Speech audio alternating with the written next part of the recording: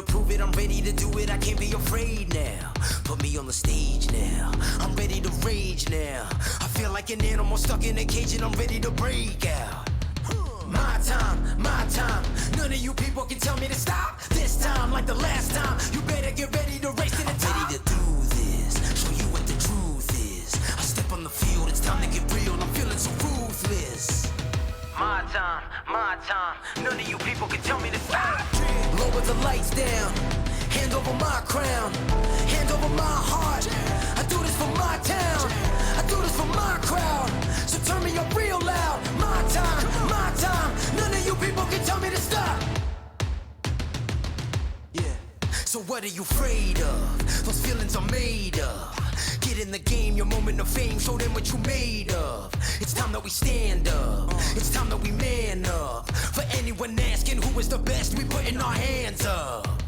My time, nothing can keep me from reaching the top. This time, like the last time, I'm moving so fast, I'm ready to ride. I'm ready to throw down, it's time for the showdown. I'm ready to rise, don't be surprised, I'll take on the world now.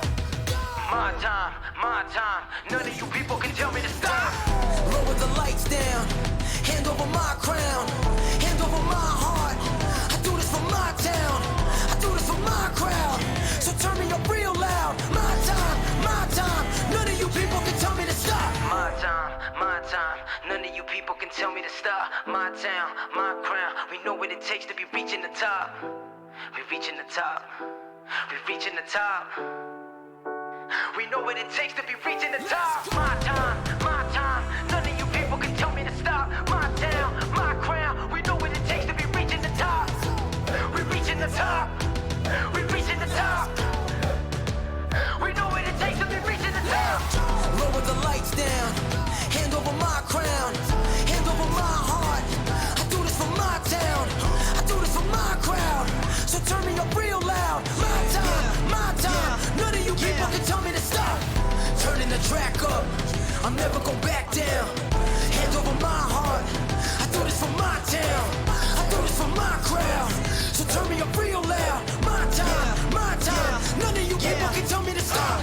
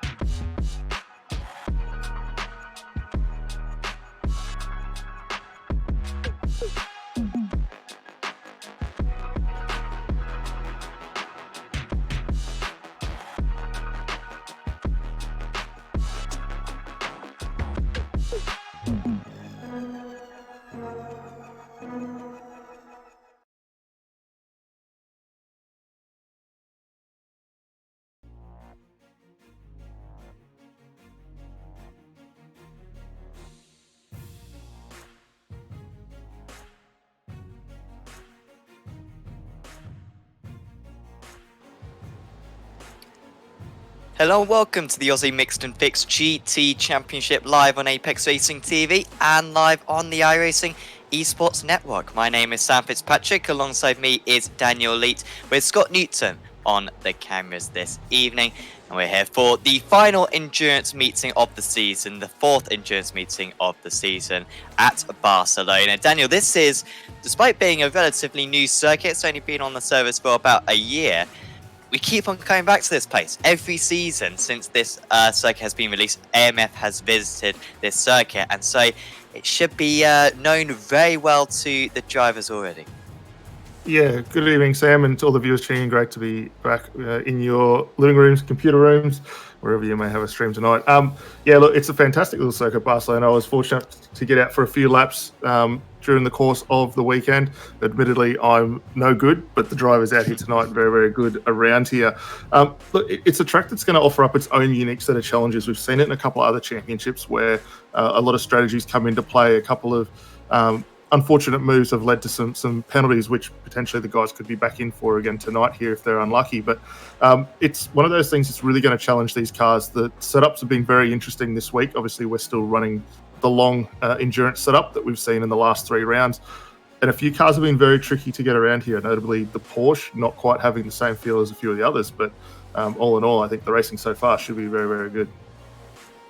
Yeah, it should be competitive up and down the order. We've had an incredibly competitive championship so far this season, this round 8 of the championship, and I'm not even sure if there's been any repeat winners so far, and if there has, I think there's only been one, maybe Craig Edwards, who will be starting from pole position for this round of the championship. And of course, double points as always. 90 minutes race. Drivers have already done qualifying. There's a couple of splits, so it's a very competitive order we have up. A little bit of a rundown, Daniel, of what happened last time out at Nürburgring. There was a little bit of confusion when we stepped away from the stream, with plenty of penalties being given out for virtual safety car infractions, just not getting down to the time limit. And in the end, it really changed up the order quite a bit, and pretty much everyone got a penalty. And if we see that again today, it's going to be another massive element, because I think we got 59 penalties last time out for virtual safety car infractions. We don't expect as many around this circuit. Safety cars are going to be more common, but still really something for the drivers to think about, because it's about time that they get used to it. Yeah, definitely. I mean, we've seen already over the last 3 endurance events quite a few virtual safety cars come out. So the guys are well versed now in the process around getting around those and getting the cars stopped in time. With some additions that race control have done, really now affords these drivers no leeway. They know, as per the rules, if they don't get those cars down in time, they will get penalties. And if we do see subsequent VSCs and they get more of them, likely to be more accumulations against them overall. In the end, after the penalties were given out, it was Lockie Brown who took the race win. Across the line, only in second place, but the amateur driver got the race win because he only got 1 penalty whilst the race whereas the former race leader got a couple. Craig Edwards on pole position already has taken a endurance win so far this season, has Edwards, and he is currently top of the championship going into this round. So certainly looking very good. Admit is the Fusion Sim Racing child. Joshua Thomas second place in the championship. He lines up alongside him. Danny Davison starts in third. Then it's Michael Healy, who was very strong at Nürburgring. Jeremy Clark, Timothy Theben, defending champion. Jordan Cullis, Trent Thomas. Sean Curran, who was extremely quick at Watkins Glen. Will be interesting to see what Curran can do, because he almost had race-winning pace on that occasion. Then it's Ross Rizzo, third place in the championship. Nathan Huppert's Kane Ryder. Martin Chris, Matt Morris, Simon Nicholson, Martin Silvassi, Brady McHugh, Vaughan Ryder a little bit far down, Steve Janssen, Blake Delaney, Nick Sanfilippo, Adam Gardner, Michael Whiting, Adrian Vlock, Aaron Specchier, Chris Keeping, Christopher Hughes, Tom Huggan, Dominic Mellett, and Michael Surlock. Apologies, that may not have been in the complete correct order, but it was close enough, eh? So the drivers just ran these last couple of corners. It's not a very long pace lap around the circuit, and will very soon be underway for 90 minutes of racing at Barcelona. It's Edwards from the pole position. What's going to happen in this round 8 of the championship? The drivers get the foot down, and we are away racing. Thomas trying to get into the slipstream immediately, but it was a good launch from Edwards down into turn 1. Not many changes. Jeremy Clark getting past Michael Healy for 4th position, but the top 3 look like they are in line. Maybe Clark just trying to gain another place. Off the circuit for the race leader Edwards. Will that be a slowdown potentially, because he was really slow there? Thomas gets past through turn 3, and I think Edwards is dropping down because he has got a slowdown, and that is a very unusual mistake from a very experienced driver at the start of this one. Thomas leading, Davison in second place, Healy, Clark, Theben, and Edwards down to 6th, and now even 7th. And now Edwards is round. It's a shocking start, and that might even be a safety car as well, though the drivers have fallen off the circuit. Fortunately, as we've got another incident, I think that's Vaughan Ryder in the BMW going off, and there's a big pile-up at turn 5. Drivers having to slow down, and at the moment, no safety car being called out there, but they always need to. And now we've got another incident at turn 9. And this has allowed and that was a safety car, I think. The drivers having to slow down, and that's caused massive issues. And it's one of the most remarkable starts we've ever seen in this championship. It will be one of the most remarkable starts you'll see on the iRacing Esports Network and on Apex Racing TV all season long. But we are under safety car, or virtual safety car it is, so at least the field will pack back up. But Daniel, that was 4 or 5 incidents going off there, and I think it all started off with Craig Edwards totally outbraking himself down into turn 1. Yeah, it was a really awkward start for everyone there. For Edwards, he made a bit of a meal of that run into turn 1, I should say. Got in there way too hot. It's very easy to do in that Porsche. That was probably one of the biggest issues that I had with it, driving it out there earlier in the week. But from there, with that slowdown penalty, trying to get back in line, it ultimately led to what we saw with more drivers being involved in it later on, and now subsequently ending up with our first safety car, which is out on circuit at the moment, in the hands of Alex Bird there. So he's on duties tonight. But for Josh Thomas at the moment, he's managed to get himself back up into the lead of this race, where we've seen him throughout the course of this championship. And he's going to have a pretty good shot ahead now with a few Porsches lining up behind. But here's a replay of what unfolded. So now we see what happened at the start. It was such a good launch as well for Edwards, did everything right. And then just not getting on the brakes early enough down into turn 1, and that's really what's cost him. Here we are, down into this first corner. He just drives it in a little bit too deep, too much pace. Cold tyres, of course. And that was the slowdown. Then I think we may as well just carry this on until turn 5, because Edwards seemed to be involved again. Yeah, he hung out really wide there, trying to allow everyone to get through. And looks like one of maybe the Trick Esport cars, might have also been one of the Fusion cars in behind, getting involved. And actually Edwards losing it all on his own, the Porsche just not getting that rear grip. Might have been Matt Morris involved in that as well as well as one of the Ryder boys there as well. So really awkward scenario for those guys. And then up in second place, this was when the safety car was deployed. and a second place driver slowed down, and the others just weren't prepared for it, and they all came bundling in. To be fair, it was only a little bit of contact, and I wonder if the stewards will try to reorder the drivers. I'm not sure how iRacing will deal with it as well, because it was a different order at the start of the safety car compared to what it was a few moments later. So I'm not quite sure what what iRacing has decided to do there. It seems like they haven't reordered the grid that much. Not many kind of overtakes being given out to drivers, and so we'll just do this another lap under the safety car. And of course, might be able to get your first pit stop done in this stage. Then, is that an obvious strategy, you think? It's probably not a bad idea. Obviously, you do go into these races a little bit light on fuel for the start of it. So getting that first stop out of the way is always a good idea. There's already a couple of cars down the lane that I'm hearing working their way in at the moment. So those guys getting their first stop. So that's Tim Phoeben, Martin Crisp, Blake Delaney also dropping in as well, which is actually not a bad strategy. They're going to get away with this one pretty well, relatively free. They'll come into the back of the queue and then push on forward from there. And you can see a host of other cars now following suit.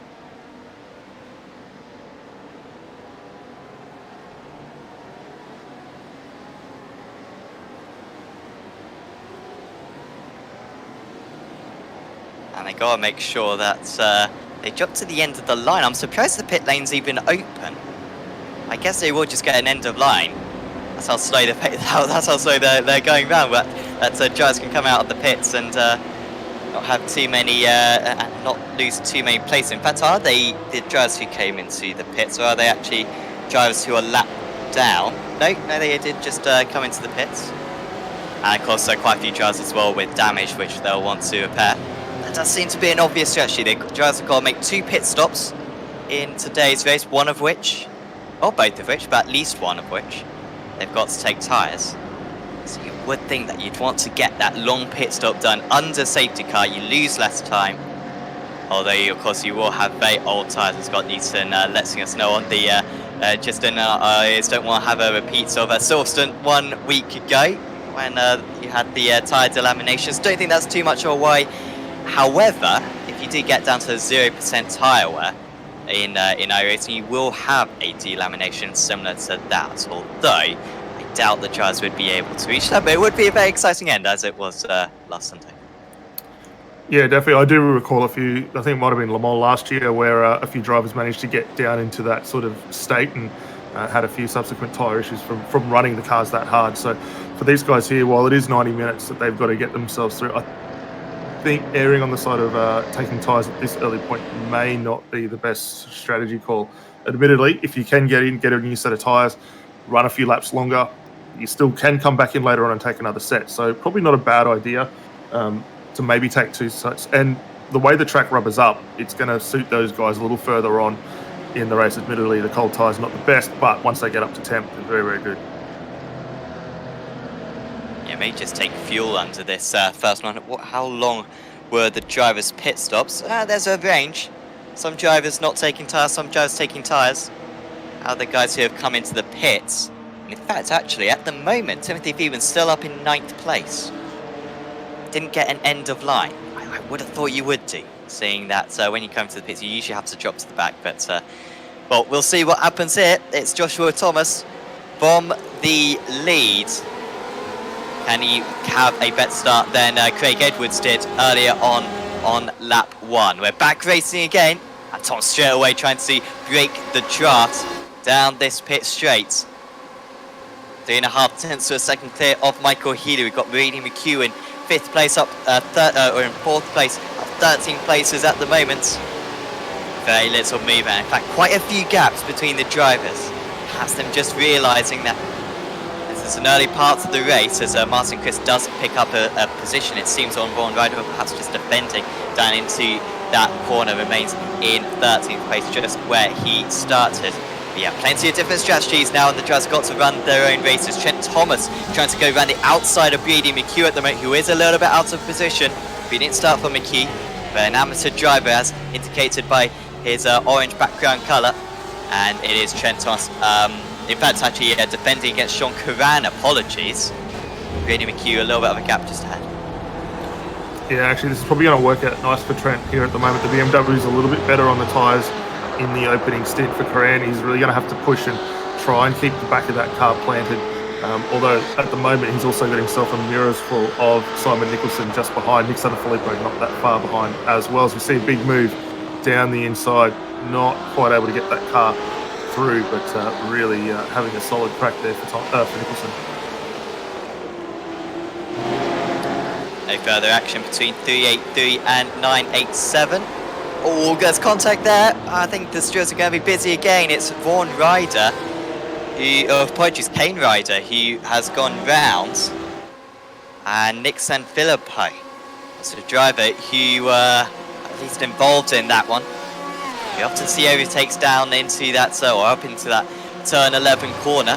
It's not necessarily technically obvious. We don't use that layout a whole lot in real life motorsports, of course. But yeah, he went for it there, Sanfilippo, and there was contact, and the stewards will be looking at that one in a few moments' time, I imagine. Yeah, and the other guy that we're going to have to keep an eye for a potential penalty as well is Michael Healy, who we did see at the back end of the replays there making contact with Danny Davison and rotating the EXG Motorsport car around. So potential when that VSC called with Healy that could get that, but again, we'll wait to see what race control has to say about that. It's interesting to see already though, a couple of laps in, the Porsche starting to drop away from the back of Thomas, so struggling just a fraction there, but over the long run we should see them potentially come back into play here.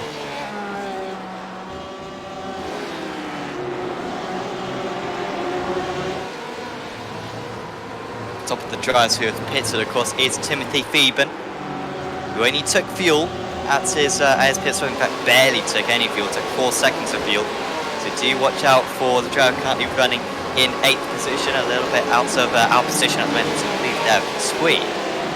Is that Edwards? Oh no, it's just in front of him. That's Nathan Hupperts, 2nd place in the championship last season, and he's gone off the circuit. And after a disappointing start for Hupperts, has come into the pits already. And it was ahead of Edwards, of course. They would have wanted to stay ahead of Edwards as well. It was the move. And in fact, no contact whatsoever. Just rotating the car, losing grip on the rear end, and losing plenty of time. Yeah, very fortunate there not to be involved in any issues with the lock-up in the rear, as we see Adrian Block moving through on Chris Keeping there. Nice run down into turn 1. Ross Rizzo now lining up for a shot at the back of the Porsche that Keeping is driving, so we'll see that potentially up into 3 and 4. These guys well down the order though to where they'd be traditionally seen, however have taken that 1 pit stop, so not too bad at running for all of these guys. Keeping's going to have his work cut out for him here though, trying to hold off Ross Rizzo behind him. Nick Sanfilippo serving his drive-through, it seems, for I don't think he has served his, or maybe he has served his drive-through for an instance earlier on in the race, lap 1. So he drops to the back of the order. And Chris Keeping top of the rookie drivers.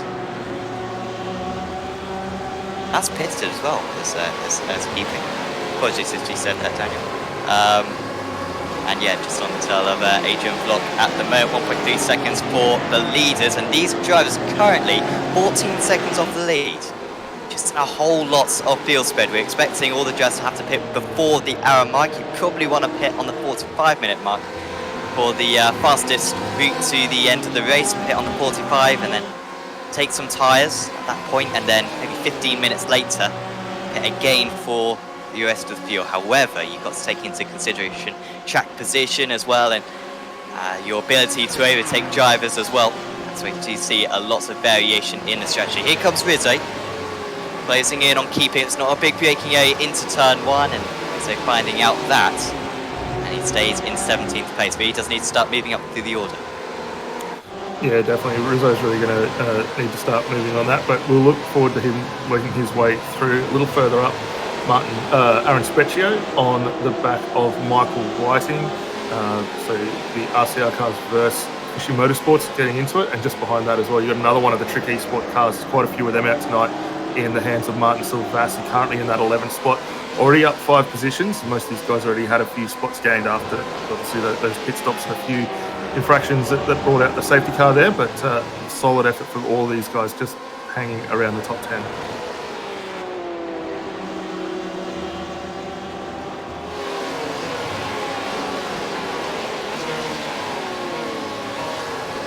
Big thanks to the sponsors for this championship. We don't really talk about them a whole lot, but they do support the series absolutely fantastically. So thanks to Track Racer, and certainly do check out their products, some fantastic sim rigging equipment. And they've been in the business for a long time, and some fantastic quality stuff that you can purchase from Track Racer. Certainly do check them out if you're looking to buy a new rig or anything. And also thanks to Akita as well, who also do a bit of rigging and also hardware as well.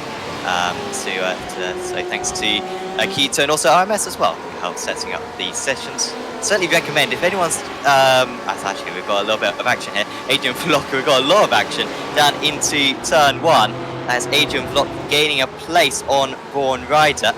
Ross Rizzo was looking to get past Vlock just a few moments ago, couldn't do it, and now he's got to get past Rider himself. He has yet to come into the pits.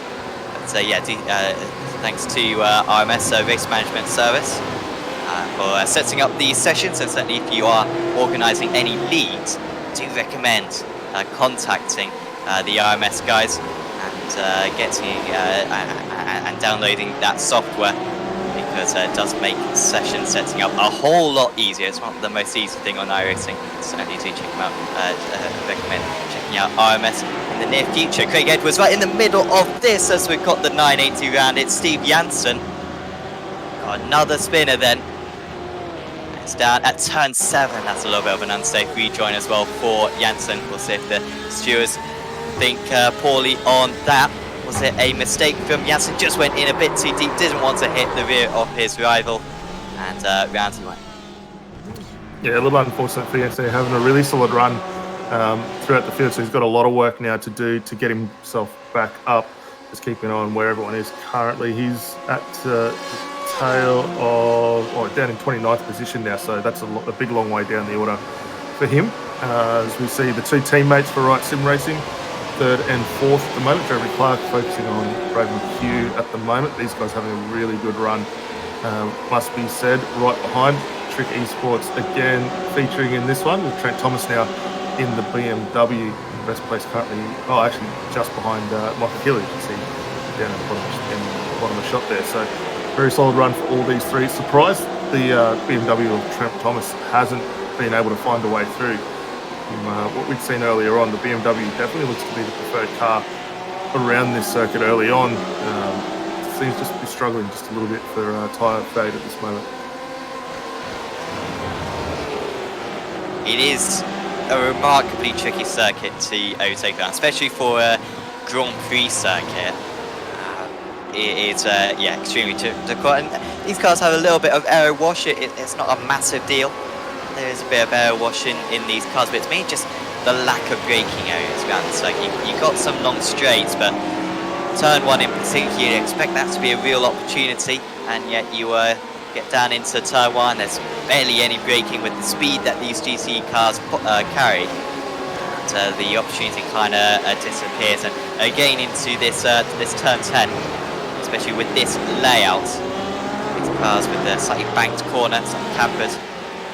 Can carry a lot of speed in it and really dive in deep into the corner. Kane Ryder, what do you think? We just saw him on the outskirts of the circuit. Vaughan Ryder, apologies, I'll get that right at some point during the season. Max Beast racing back underway. Shane for Vaughan was up in the top 20, down into 27th place though now. And that's a drive-through penalty for car number 108. And that is Christopher Hughes, who has just come into the pits, I assume to serve that drag thing. So coming in straight away, that was for an incident on lap 10, which really just started, so that's very impressive. Or maybe it's a typo. Yeah, I'd imagine that he will need to probably come back through the lane again. Looks like he did take a stop that time by, so keep an eye on that. But potential there, Chris will have to come back through. Brad McHugh, however, further up the field, really starting to come under a lot of attack at the moment from Trent Thomas. He's dropped little way behind his teammate Jeremy Clark there as the pressure starts to melt. Unfortunately, with this historic layout we're at the moment, the real good passing opportunity down into turn 10 is almost been taken away with the slightly longer radius that the old layout used to present. So for Trent Thomas, really going to have to start to get a little bit creative with where he wants to make this move. I think looking at the way the race is running at the moment, turn 1 probably going to be his ideal spot if he can get that draft.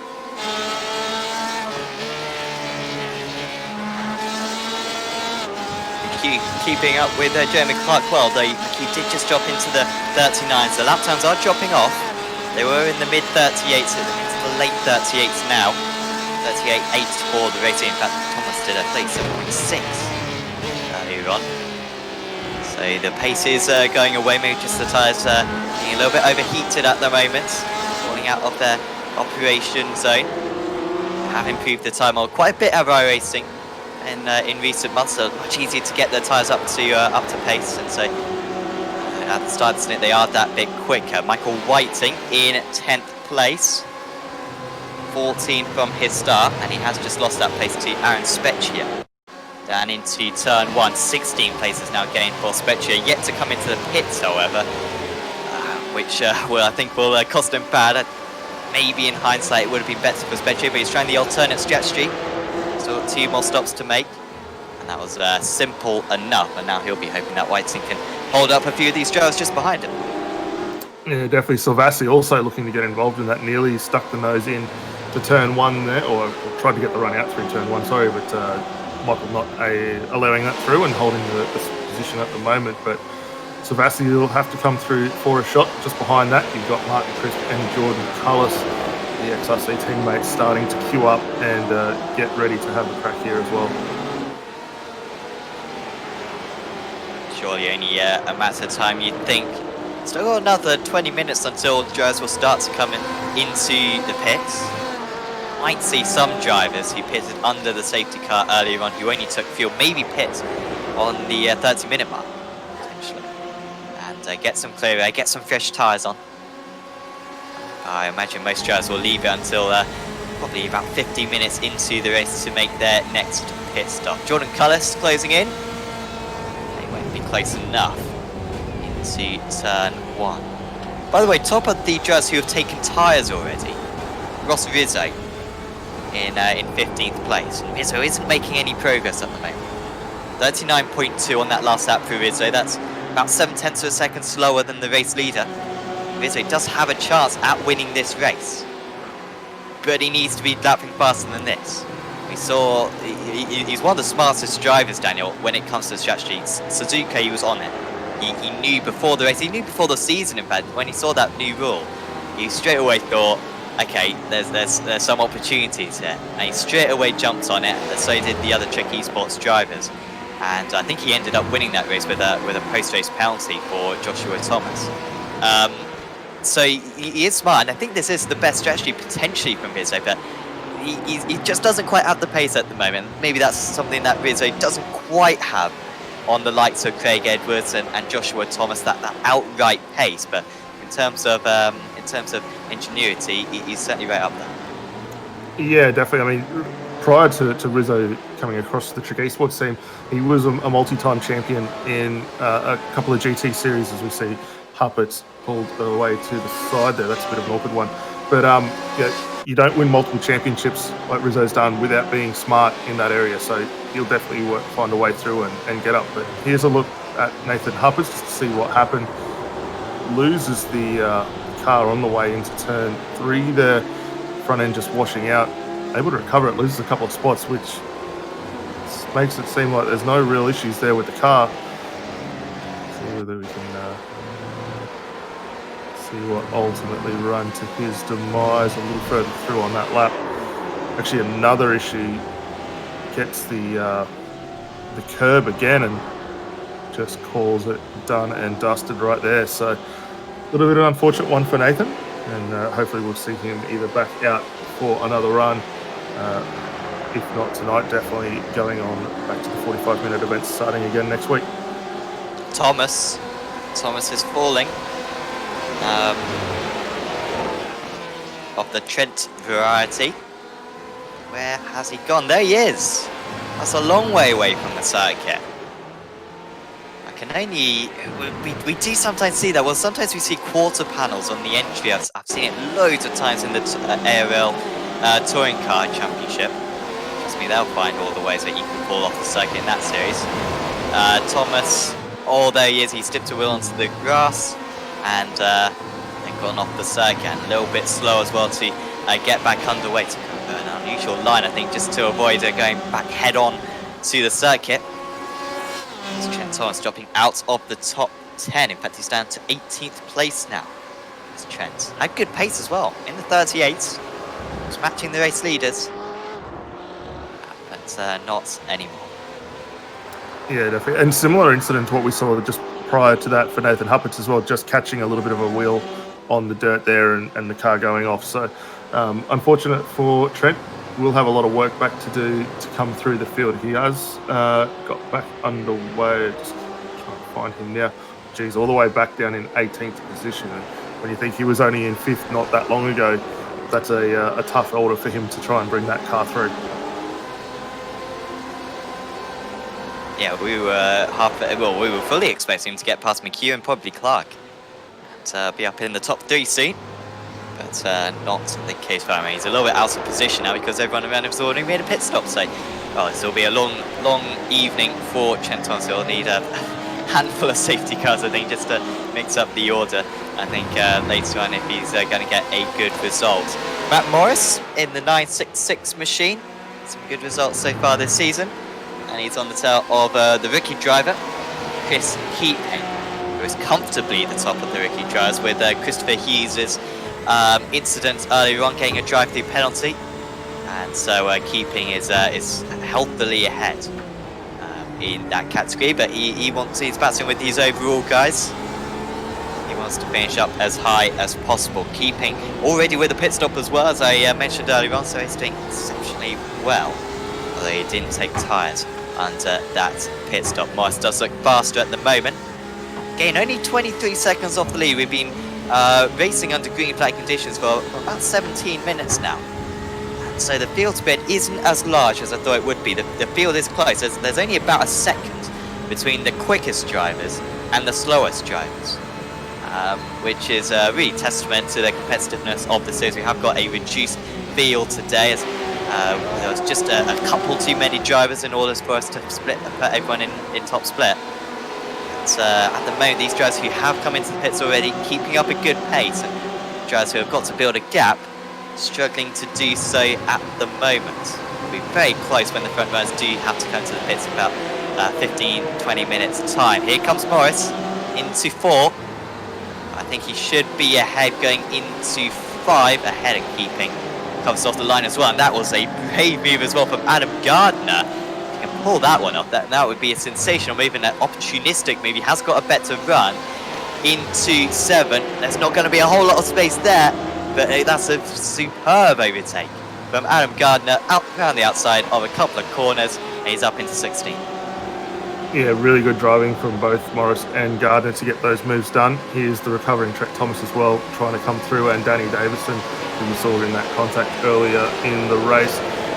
So these guys trying to get through, Keeping doing a very good job, just giving enough room to allow the guys through without causing any form of an issue. But ultimately, at this point, still dropping just a little further down than where he'd want to be. I think we're going to see Thomas, if not Davison, also get through here within the next couple of laps at the moment.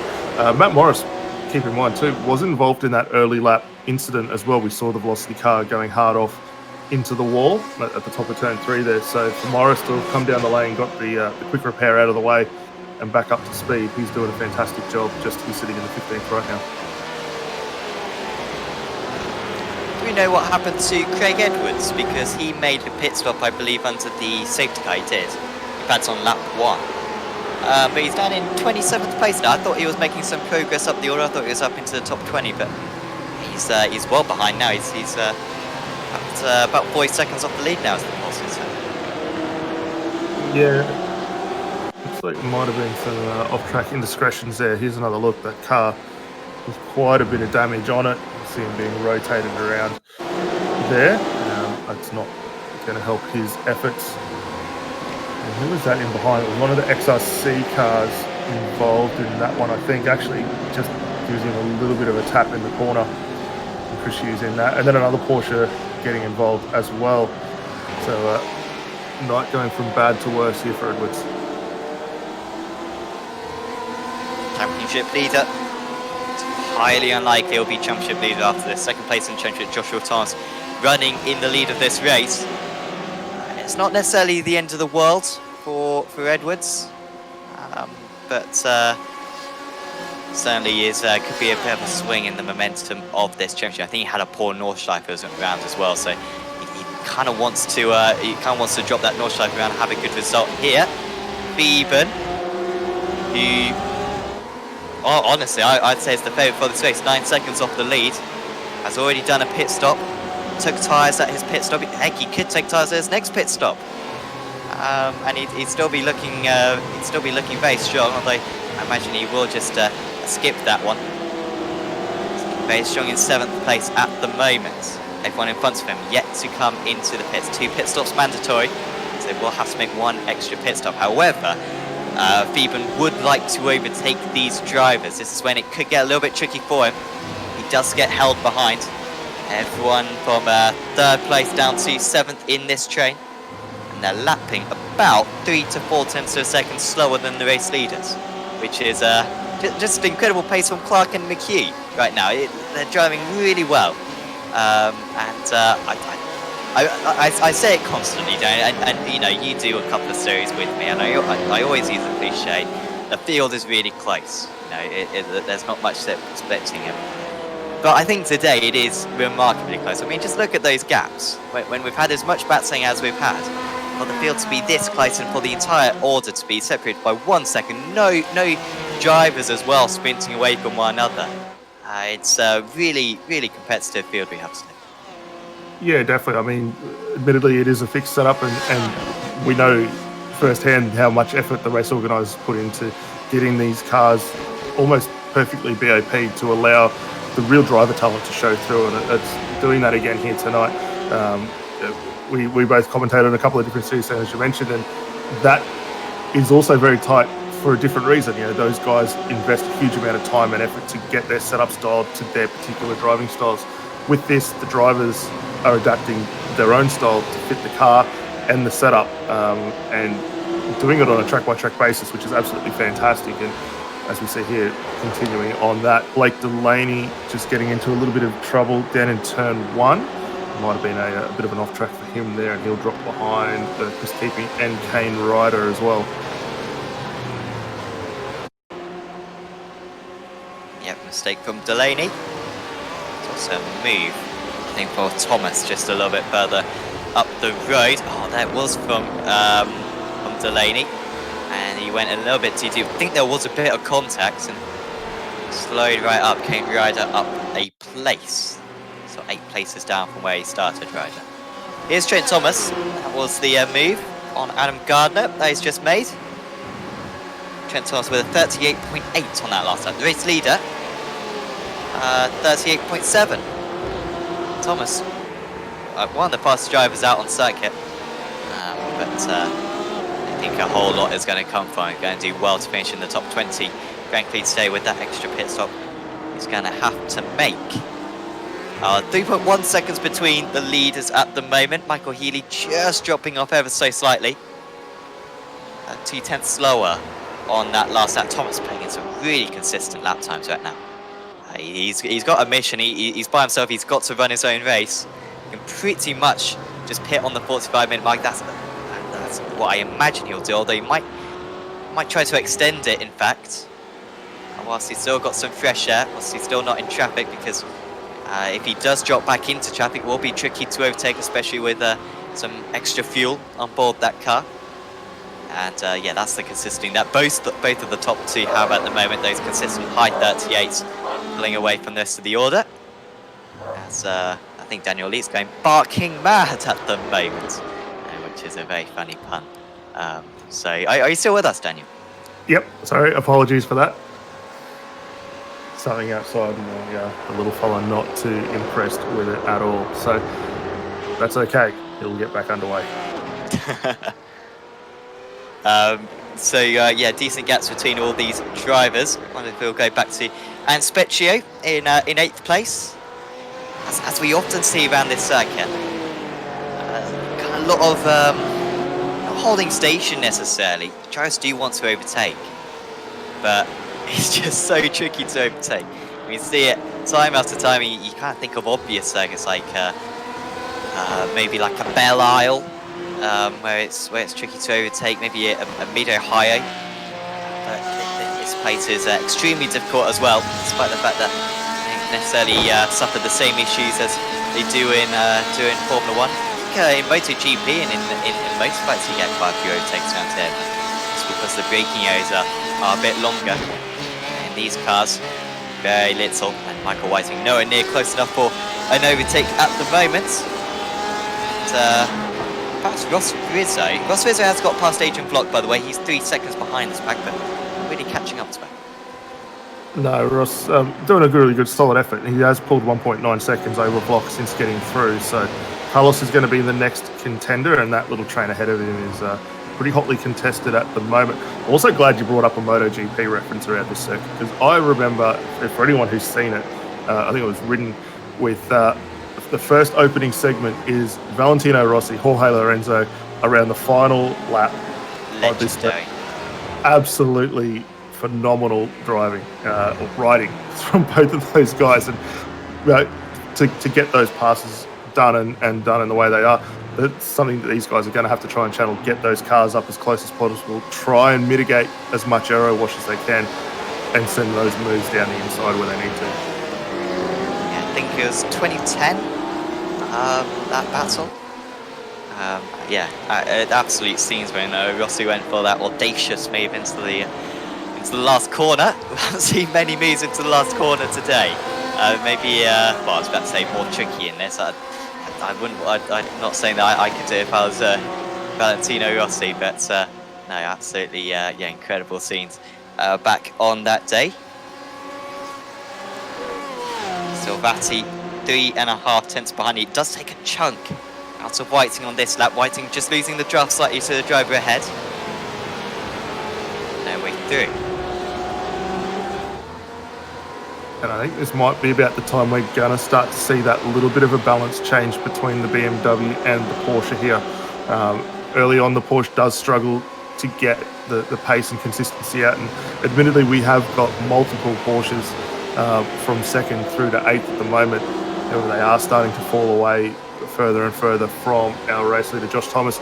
This is a really good opportunity further back for the guys to start clawing their way forward, and with the pace that Silvassi's got at the moment, should be able to get a move done. 4 tenths quicker last time by was a fantastic effort for him, and that car just starting to come into its own.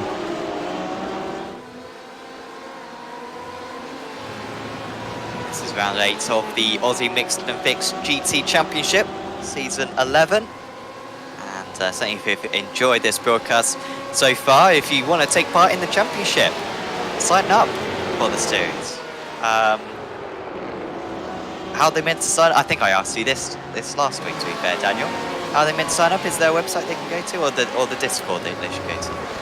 AMF Discord would be the best one to go there, because it has all the links and required information to get yourself registered for the series, the rulebook, everything they need. So really good series to get on board with. They do quite a few other things other than just the GT.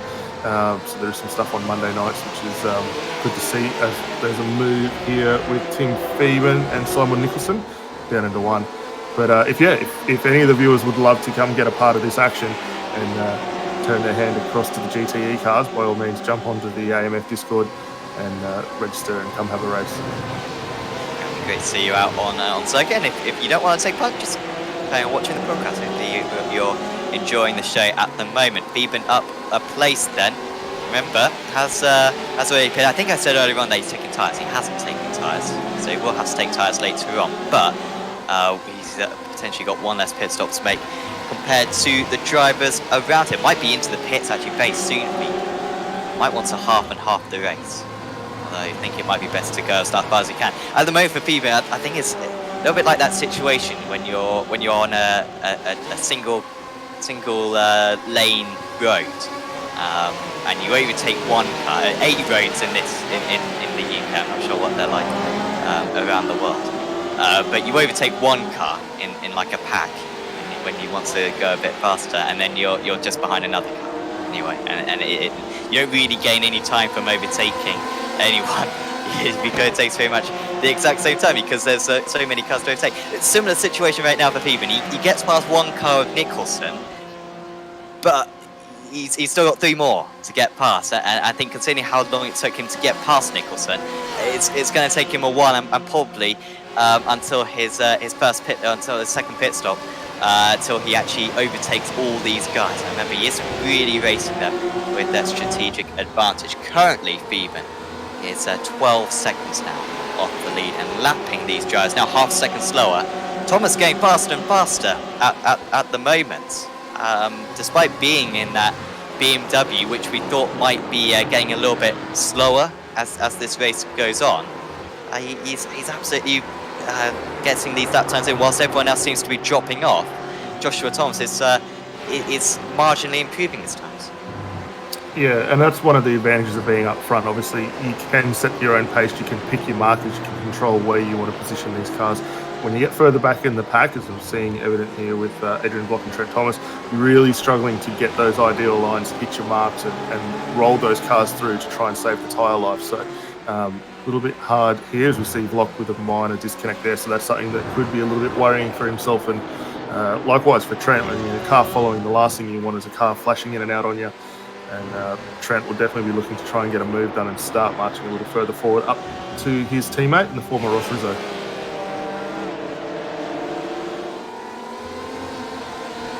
Oh, you can see him move this time for Phoeben. Does look a little bit more alive now. Does the defending champion. Still very much in the championship hunts is Phoeben. He's been very quiet so far this season. A little bit underwhelming in qualifying, usually out in the lower end of the top 10. Block has had, I think that's actually an off for Adrian Block. It might just be a disconnect. But I think it is, and I think Gardner may have been involved in that one as well. I wonder if there's been a little bit of an issue for those drivers. Block and Gardner perhaps getting together. And they've dropped down the order. Scott Newton on the cameras, getting us a replay of it. So I think Thomas has lost it. Sorry, Thomas might go into Block here. No, Block's lost it by himself. And then I think if he might rejoin unsafely here into Gardner. No, I think Gardner just gets held up potentially. Oh, no, there was contact between the two of them. And they have a secondary incident. And then Block rejoins unsafely for a second time. And stewards will certainly be having a look at that.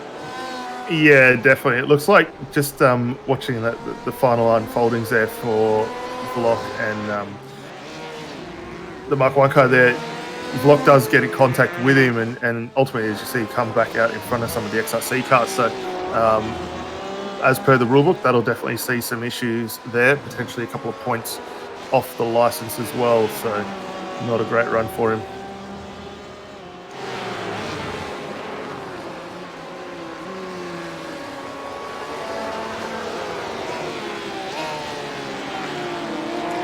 Danny Davison. No, it's alright. It's alright. I get confused by our timing system. I thought he'd pitted twice. I thought, hang on here, Danny Davison's going to win this race. He's not going to win the race, unfortunately, for the Danny Davison fan club. He has just pitted once, but he pitted on lap 2, hence my confusion. But he is looking decent at the moment in 15th place. Currently 6th out of the drivers who have come into the pits. And he's 30 seconds behind Joshua Thomas. So when Thomas comes into the pits, I imagine he will be behind Davis. But of course we'll have to take less fuel later on. So we're not quite sure how this race is going to turn out. We think that the drivers who came in for a stop, the very early safety car, we had a chaotic first lap. We haven't seen much chaos since then, frankly. But after that chaos we saw on the first lap, had a safety car. Many drivers came into the pits. Some took tyres, most didn't. We think those drivers who came into the pits should have an advantage to the end of the race. But Joshua Thomas's consistent lap times out in front are giving him a good hope of taking another race victory and taking the championship lead as well in this round 8 of the season. Of course, 12 rounds this season that we're going to have. We did miss a round earlier on in the championship, which was a shame. And there was a balance of performance adjustment. However, we will have an extra round of the championship during the 13th week of this season, because it's a leap season this season in iRacing. So that will be good to see for us to go back up to that 12 races. Jeremy Clark into the pits. He was running, Clark, in third place, and actually a few others coming in as well. Karan, McHugh, and Whiting. Is that as far as the fuel goes? Why have they all come into the pits on this specific lap, Daniel? Well, look, I'm going to play the superstitious person here. They've all been listening to you, Sam, earlier on, where we did stipulate about 45 minutes being about the ideal time. But for the longer races, the guys do, similar to the 45s, do start on a slightly smaller fuel capacity and do need to get back out. It's just almost a little bit of contact with Karan getting that Porsche out and away. But for these guys, it's about the right time to come through, start getting these stops done and dusted, and pushing on. Admittedly, the first 3 guys hadn't come down at all. Karan hard into the wall. He's done a Martin van Liesnoord. He did that a couple of times. Very experienced driver, Martin van Liesnoord, in the Porsche Cup car on cold tyres. It is tricky, and Karan has gone hard into the wall. And well, fortunately, he's been able to get back going, so he shouldn't get a safety car. As long as he can get back to the pits, that car absolutely wrecked. That's a shame for Sean Karan, because he had a chance at a top 10. And in fact, maybe he is going to park it up. And perhaps we are going to see a safety car coming out. Yeah, that's a big lose there, down into 1. It's very easy to do, as you say, on those cold tyres. So we've heard race control. The tow permission has been granted, and he will be back in the lane now. So very unfortunate there for Karan, who was having a really strong showing and on for a very solid haul of points. So we think we're going to get a safety car for this one, or going to escape? No, I think we'll still continue on. There was no call from race control to say that we would get that, but they have deemed that the race should continue on, so should be okay at this point in time. Chris Keeping into the pits. Must say, when if I knew about that with the tie, I would have been straight into pits. You want to pit before the pace car and not after. Pit during the safety car, then you'll drop to the end of the train. Whereas pit just before, then it's usually pretty good, as long as you don't fall a lap down. Jeremy Clark, he is past Christopher Hughes, so he is up into 17th place now. However, he is behind many of the drivers, obviously, who have come into the pits already. I am questioning how this strategy for the drivers who didn't come in under the opening safety car, how this strategy is going to work out for them. It doesn't look very promising at the moment. 23 degrees track temperature is pretty cool up there, but we'll be getting, apologies, I said it was going to be getting warmer. Still going to be getting warmer. The time is frozen. Oh no, it's not. Apologies, it is all right. Thanks to Scott Neaton for just updating the overlay there. So we have got time progression, and we'll be getting a little bit warmer as this race moves on. Yeah, and that'll really help the guys out, especially getting a little more heat into the tyres. Might make things a little trickier later on, but a 23-degree track temp, as we're seeing at the moment, very, very ideal conditions for them to be running these cars around in. Jordan Cullis, another driver who has opted in. Not quite sure where Cullis was. I think he was in that second train, wasn't he? He was around the Silvati train, I believe, was Cullis for the pit stops.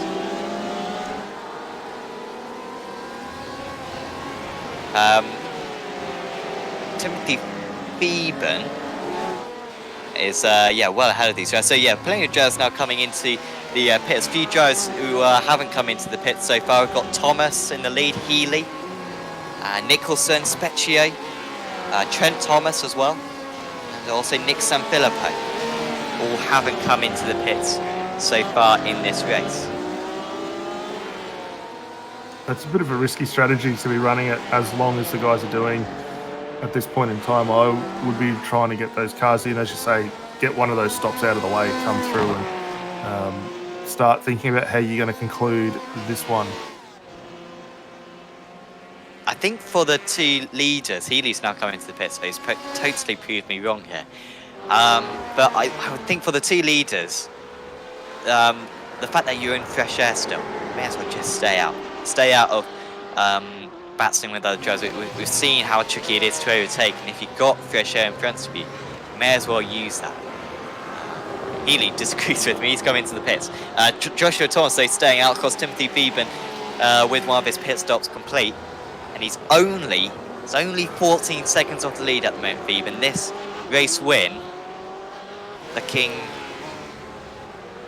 pretty certain right now for him, frankly. It's looking absolutely fantastic for the car number one. With that one less pit stop to make, could have some issues if there is a safety car, but he'll go as far into this race as possible. Will Beeben and Thomas at the moment, who is still outlapping Beeben. 38.6 for Thomas. This has been some of the best driving I've ever seen for Joshua Thomas. Some of the best driving in this series, full stop, frankly. This consistency has been mind-boggling so far. Totally in that area. I don't think he's set a lap time out of 38.6, 38.7 or 38.8 so far in this race. Been really consistent. And Timothy Beeben at the moment behind him, Simon Nicholson just a little bit further back as well. Yeah, Thomas has done everything right since getting away at the start of the safety car period. Has not put a foot wrong, continued to extend the gap every lap out towards the guys behind him. So he's sitting very, very comfortable at the moment. A few of the guys a little further back, Tim Beeben, probably most notably the car in the best position at the moment. Already one pit stop completed, which he did under the safety car period. One still to go, up 4 spots from where he started, and looking very, very sharp at the moment in the Mach 1 Esports Porsche there, along with Simon Nicholson, who still got those 2 spots still to come. The teammates now for Trick Esports closing back in. I don't think we're going to see too much of an issue between either of these two potentially changing spots here, but Thomas a little bit quicker of the two at this moment.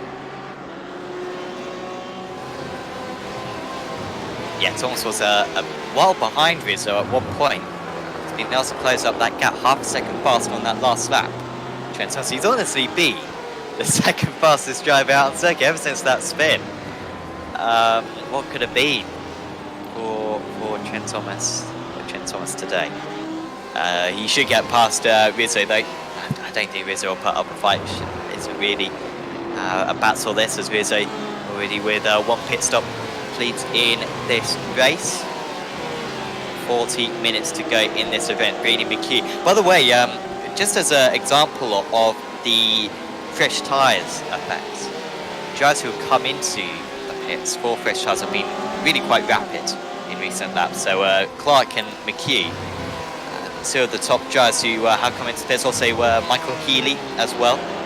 All in the low 38s. Oh, we've got who is that off the circuit? Is that Clark?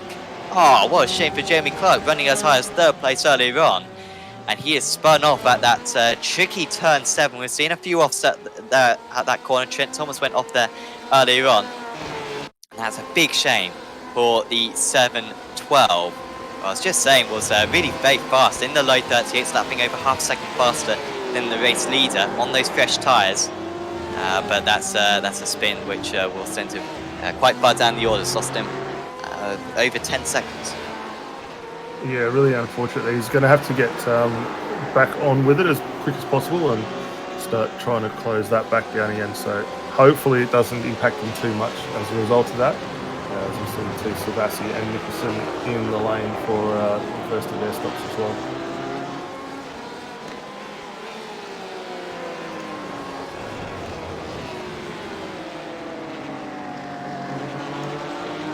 Yeah, they will be. They'll be behind. Will they be ahead of No, they're behind Clark. There you go. That was painful to listen to. They're behind Clark still. I thought they may have been able to jump Clark, but they're only 2 seconds behind Clark now. Especially, they were in a different pack earlier on, but that mistake from Clark has really cost him very badly. So it's just Joshua Thomas and Trent Thomas yet to come into the pits in this race. Everyone else with 1 stop. No one doing the 2 stops so far. In fact, actually, I say that. A couple have. Cullis, Janssen and Morris all quite far down the order at the moment. But might be in with a chance of a top 10 later on in this event. Danny Davison chasing down Ross Rizzo, who has been overtaken by Trent Thomas already. Martin Crisp now into the pits. Davison looking good down into 1 there. Gets that move done nicely and quickly. Rizzo got a big wiggle on the exit of the final corner there, which ultimately led to that pass for Davison going through. So Danny pressing on. He's got now Trent Thomas further up the field and starting to gain a little bit of an advantage already over Ross Rizzo.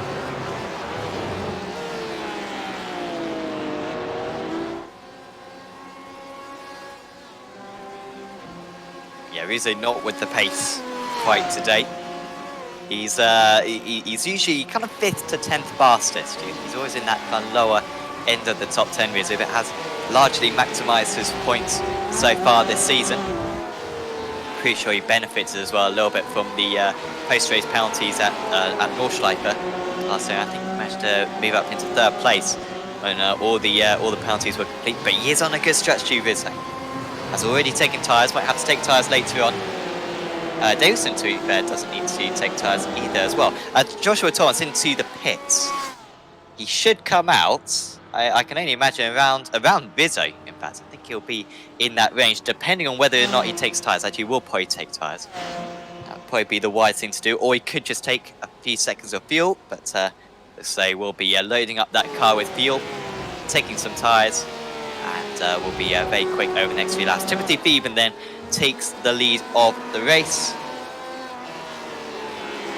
And in fact, actually, Thomas will be much further down than I thought. He'll be stationary for another 5 seconds or so. He'll actually be around kind of Michael Healy, Brady McHugh potentially. Although he won't be stationary for a whole lot longer. Taking a longer pit stop than most of his rivals, actually, Joshua Thomas. It looks as though he's getting pretty much all his fuel and tyres done right now, and that will mean that his 2nd pit stop will be extremely short. And here he comes out of the pits. He will be ahead of McHugh, but here comes Mellett. He's just ahead of Mellett, so that's a couple less drivers for him to have to overtake. He's got Craig Edwards just in front of him, he is effectively ahead of. So yeah, Thomas now with some fresh tyres should be very quick for these next few laps. Yeah, definitely, and see him come through. Craig Edwards at the moment, the recovering Craig Edwards, already has his stops done, I believe, at this moment, up into 7th position. So has made quite a strong gain after the earlier issues we saw all the way back at lap 1, where he had that rotation and contact that ultimately sent him to the back of the grid. Still putting in some solid lap times considering the damage on the car last time by a 1:39.5, so looking very, very good. Phoeben seemingly just copying Joshua Thomas. I think Phoeben sees Joshua Thomas as his main rival out here today, and so he's just come into the pits. This will be a very short pit stop for Phoeben. He should be able to come out ahead. Or will he be ahead of Thomas? Well, this is a big moment of the race then. Phoeben wants to stay ahead here. Apologies, no, this will be his 2nd pit stop. So yeah, it's very confusing, this whole 2 pit stops, 1 tyre change. So he will be well behind, apologies, but of course this will be Phoeben's last pit stop that he needs to make. So still looking very good for him as he does drop behind Joshua Thomas. Phoeben will be stationary for a couple of seconds longer, taking the fuel he needs to get to the end of the race. One of the longest pit stops we're going to see all day, in fact, over 43 seconds stationary. He'll be back out on to track, and nothing left to do now for the final 32 minutes of the race. And just needs to try to keep up some good lap times now, stay within 30 seconds of Joshua Thomas. and he should be on course for another race victory. It looks like at the moment, I mean, there could be a curveball here. What can Ross Rizzo do? What can Craig Edwards do? But it is looking very good for him at the moment. Joshua Thomas, by the way, ahead of Craig Edwards now. Yeah, overtaking him, seemingly. 3 purple sectors there for Joshua Thomas. He's absolutely lighting up the time screen. He's just set, yeah, the fastest 3 sectors of this race consecutively. Unfortunately, it was his outlap. Or 2 of them were his outlap, so it wasn't the fastest lap, but I think fastest lap is coming up for him very soon. This was just after how Thomas managed to get past Edwards, so you can see the extra confidence that he's got at the moment. Lighting up the timing screens, trying to build up a gap to at least get a podium out of this.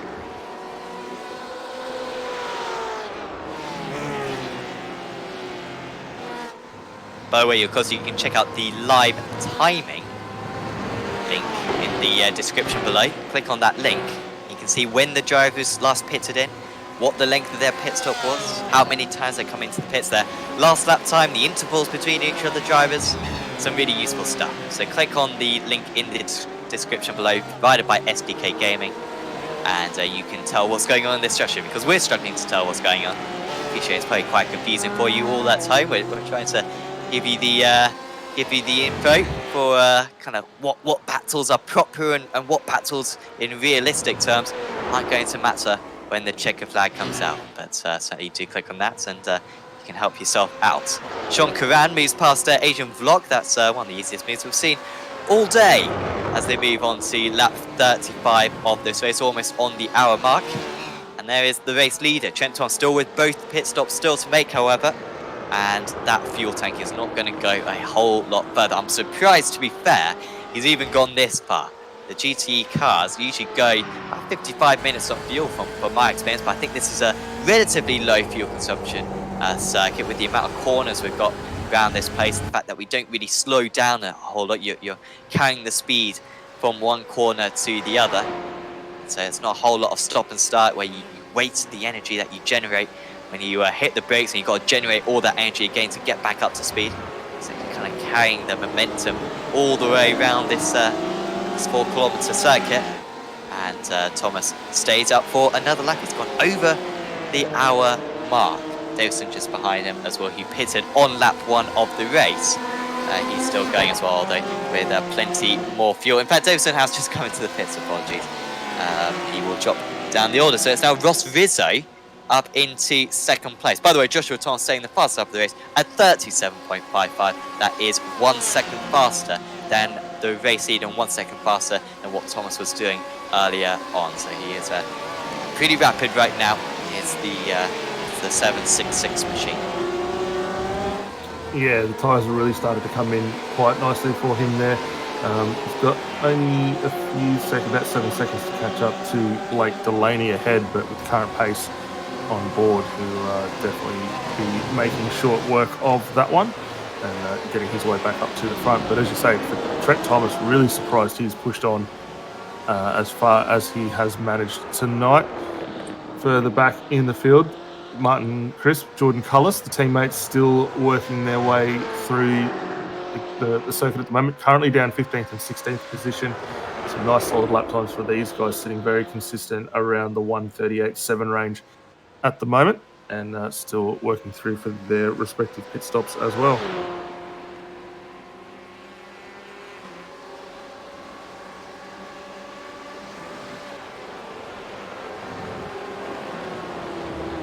Chris might be looking pretty good in this race. Wonder if we could get the number of pit stops completed by the drivers up on the overlay.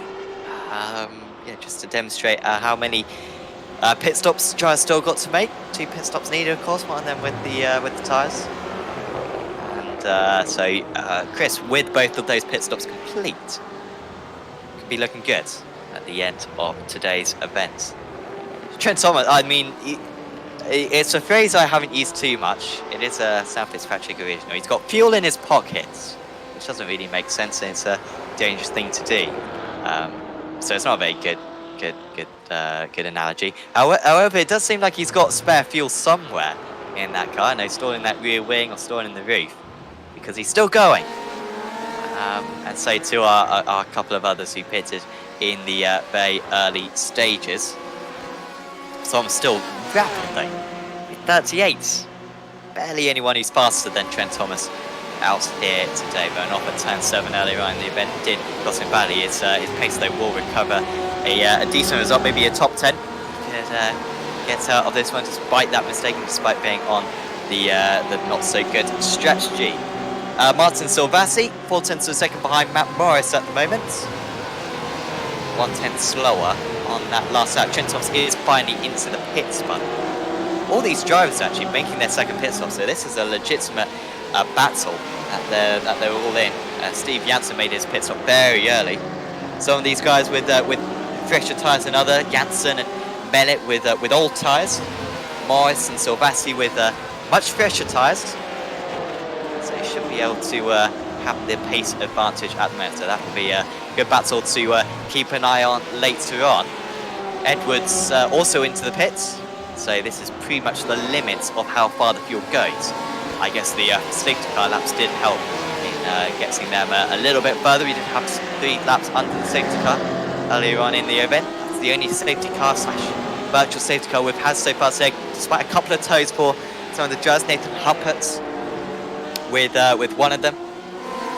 So I think it may have been King Ryder as well, also going off the circuit. Apologies, Sean Curran, I think it was. He's still running actually, Sean Curran, despite towing back to the pits. I thought you weren't allowed back onto the circuit if you tow back to the pits, but it seems like Curran is still setting some lap times out here. So Vassi 3/10 of a second behind Morris. He's not close enough though into turn 1. He stays in 17th place. These guys are recently making their pit stops and actually dipping into 39s on that lap, a little bit of a slower time for the pair of them. Yeah, both these teams very close together. Honestly, a little bit of a battle just ahead that they're trying to get back up to. You see Malik, yes, and Hugh involved in that. So for Morris and Silvassi, a little bit of work left to do. Still recovering drives from both of these two. Morris, we saw earlier on, have those issues in the lap 1 incident. Silvassi just struggling a little bit with the pace and consistency in the Porsche at the moment, but still some very respectable results for both of these two drivers.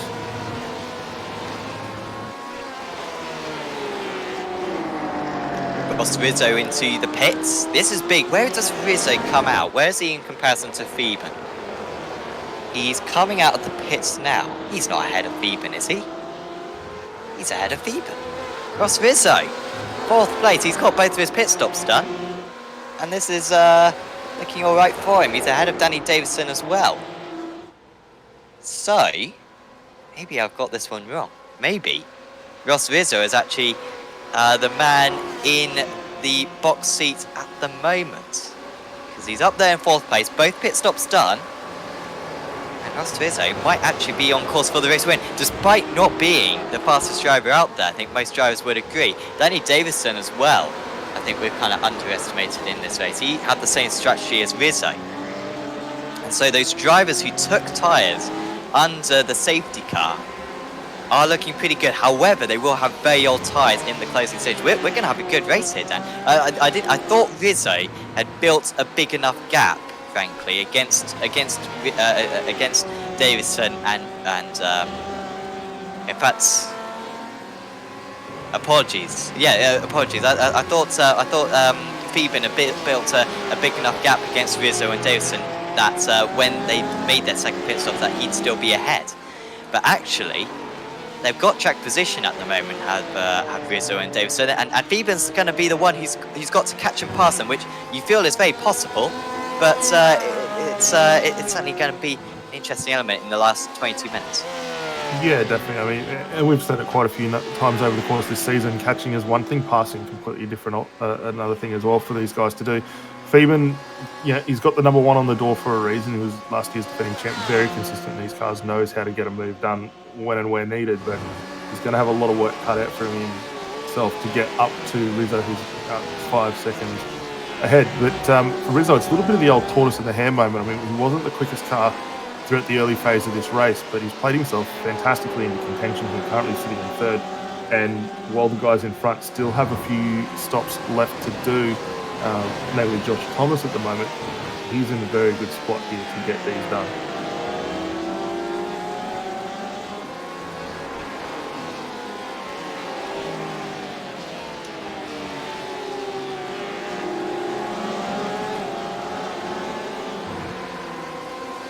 And of course, Joshua Thomas leading this race at the moment. Still got another pit stop to make, however. We expect Thomas to come out approximately 10 seconds behind Rizzo, Davison and Phoeben. We don't think he's going to be able to battle those guys. You can see the gap at the moment. 20 seconds. But Thomas should be able to go pretty much until the penultimate lap. He put in a lot of fuel into that car. At his first pit stop. 40 seconds stationary, so that's about 11 seconds worth of fuel. And so he should be able to go, maybe not the penultimate lap, I think another 10 minutes for Joshua Thomas. He's currently 38.6, which isn't electric pace. It's not stunning pace for him. We'll see what the others do. Davison only a 39.2. Rizzo with a 39.2. So Thomas 0.6 of a second faster at the moment. We think he's got another 6 laps or so on this tank of fuel. So Thomas is driving exceptionally well, and I think for me, Daniel, he's possibly my driver of the day, but not pitting under the safety car is looking quite tricky because you can see the gap for yourself there. You can see that he's got to make another pit stop. It's a long pit lane here at Barcelona. Even with this sensational pace he's delivering, he's struggling to build up a big enough of a gap at the moment. Yeah, and when you consider that you're going to need somewhere in the vicinity of about 32 seconds to come in the lane, do that final stop, get the splash of fuel and get back underway, he's just not making enough inroad at this point in time to hold off the likes of Rizzo. The gap out to about 17.8 seconds for Josh Thomas at the moment, but it's just not enough at this stage of the game to get him or to allow him to retain that lead of the race. So just looking at Rizzo's pit lane time that last time out. So he was stationary for 15 seconds. It was 40 seconds down the pit lane. We think so yeah, 25 seconds down the pit lane there. We think that Thomas is probably going to have to take, say, 5 seconds worth of fuel. I don't think it's going to be a whole lot more than that, seeing that he's already put quite a bit of fuel in that car. So that'll be 30 seconds. So the pit lane loss, it might only be 20 to 25 seconds, which gives Thomas an opportunity to open up that gap. The gap is currently 18 seconds to Rizzo. So it'll be close. Absolutely brilliant strategic race. So it's fantastic to see all these different strategies kind of colliding in these closing stages of the race. We've had some drivers who took tyres under the safety car, some drivers who took fuel under the safety car, some drivers who were just didn't take anything under the safety car, and they're all very evenly matched at this later stage of the race. Still some nice battles going on as well. Tom Huggan on the tail of Chris Keeping. Huggan, the amateur champion from last season, hasn't quite been as successful this season. Of course, now one of the pro drivers, but he is trying to get past Chris Keeping, a move that you'd expect he will make. That's one of the riders just in front of him. Vaughan rider, I believe it is Vaughan rider, just in front of them. He lets them on by pretty easily. 7.73 on that last lap. Is in by 1/100th of a second, so pretty evenly matched are these two drivers. Yeah, not much between either of them at the moment. So pressing on quite nicely. The gap still second, third, third, fourth, and fifth with Simon Nixon in the mix as well. Just hovering around that 2.5 second range at the moment. Tim Phoeben has closed up massively into this fight as well. He's only another 9/10 of a second behind Nicholson there. So there's 4 cars in very quick succession. You see them all just in the shot of frame there, getting up in amongst it. So really solid work for all these guys. And closing in, we're only down to 17 minutes left on the clock. They're in a very good position to be fighting out for our podium.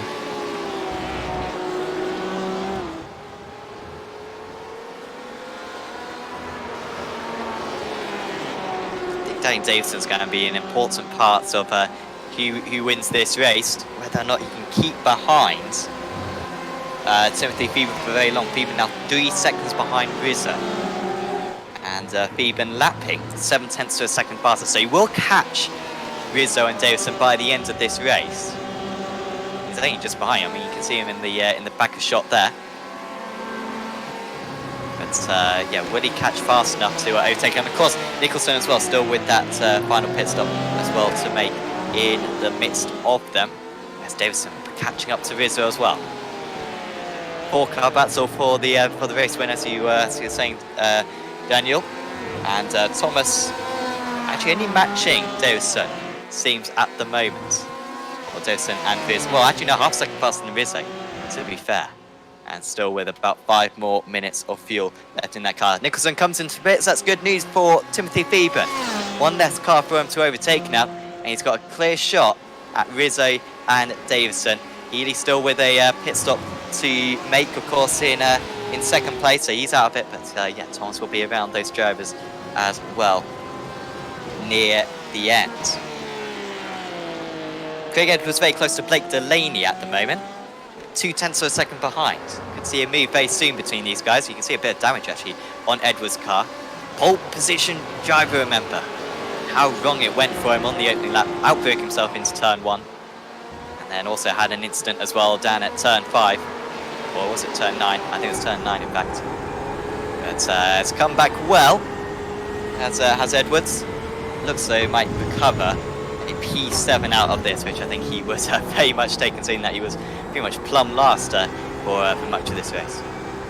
Yeah, he's driven fantastically to come back after those few little issues, and I think this is probably going to be up there as one of his great drives and recovering drives to get back up inside the top 10. Potential to go up into the 7th position. He's only got Blake Delaney just ahead, and we've already seen him with some very quick moves, so should be able to go through. Dominic Malik with a couple of issues. Here's a quick look at just how that unfolded. We've seen Matt Morris trying to get down the inside, and just a little bit of contact between Morris and Malik.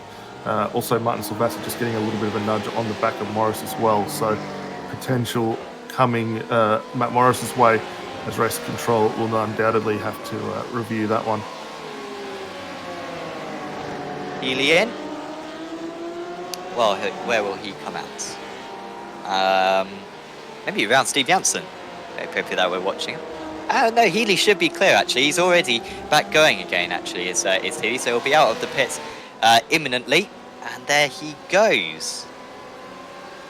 5th place for Michael Healy. Will he be 5th place? Trent Thomas very close. Trent Thomas is very quick, remember. But Healy is just ahead. Nice work with the 948 car. Just showing how lots of different strategies have worked today. Admittedly, you've had to be very quick to pull off Healy's strategy, but he is just ahead of Trent Thomas. Will be a nice battle between those two in the closing stage. It could be a very good day for Trick Esports with potentially a 1st and a 5th coming their way. Yeah, definitely, and the two teammates here are not want to get into each other here, but I think for Healy, a little bit quicker pace at the moment. Should see him maintain that option. As we see still Davison and Rizzo closing in and continuing to close in that fight for 2nd position at the moment, down to half a second.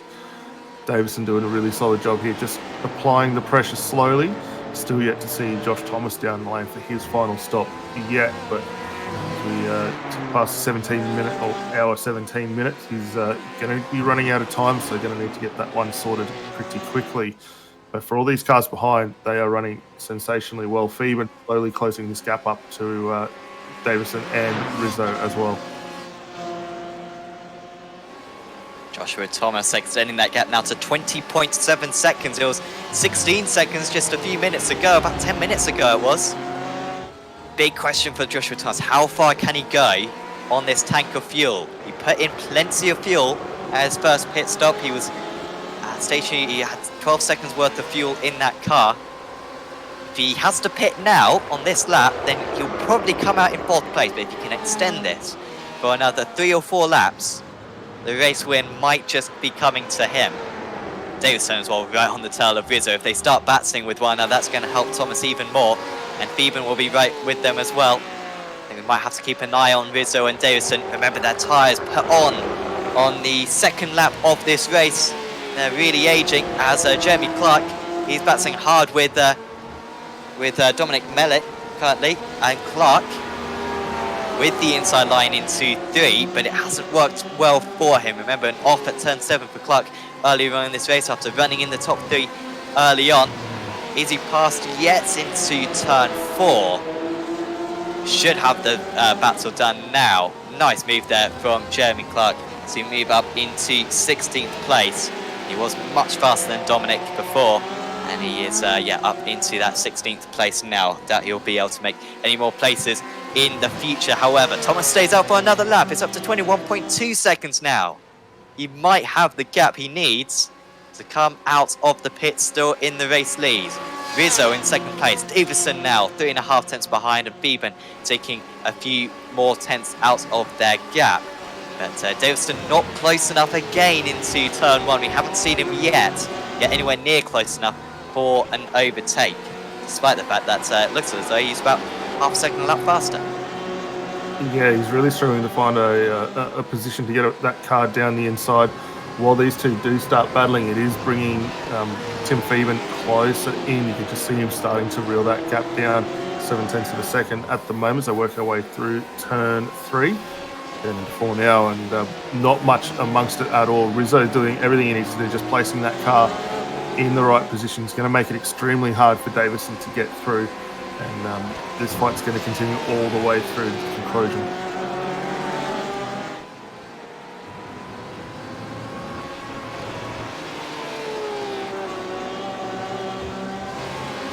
He seems to be holding off Trent Thomas very well at the moment in 5th and 6th. It's a Healy there because Trent Thomas has been very quick today. But looks like 5th place is coming his way. Martin Silvati trying to get past Matt Morris as Thomas is into the pits. And they will have to concentrate on Joshua Thomas here because this is going to be close. We think the pit lane loss is approximately 20 seconds. He had a 22-second lead. We'll have to take some fuel, Will Thomas, but it will be about 5 seconds or so as his rivals are coming out of the final corner. Looks like Rizzo is going to be able to get past. Thomas didn't quite build up the gap that he needed, and he will come out of the pits in 4th place. He tried his best, however, he is in range, and it is going to be the 4-car battle that we wanted. If he'd been able to go another 4 laps, and maybe he would have had it.